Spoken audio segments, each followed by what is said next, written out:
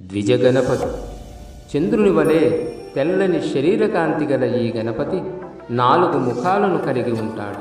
తన 4 చేతులలో కుడివైపు జపమాల, దండాన్ని, ఎడమవైపు తాళపత్రాలను, కమండలాన్ని ధరించి ఉంటాడు. ఈ స్వామిని ఆరాధించడం వలన జ్ఞానం లభిస్తుంది. ముఖ్యంగా విద్యార్థులలో ఆలోచనా శక్తి పెరిగి వారు చదువులలో మంచి ప్రతిభా పాఠవాలను చూపగలుగుతారు. ఉచ్చిష్ట గణపతి. నల్లని శరీరకాంతి గల ఈ స్వామి తన చేతులలో నీలిరంగు కలువలు, దానిమ్మ పండు, జపమాల, వీణ, వరికంకులను ధరించి ఉంటాడు.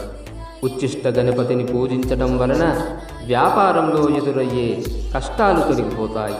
ఇంకా న్యాయపరమైన వివాదాలలో విజయం లభిస్తుంది.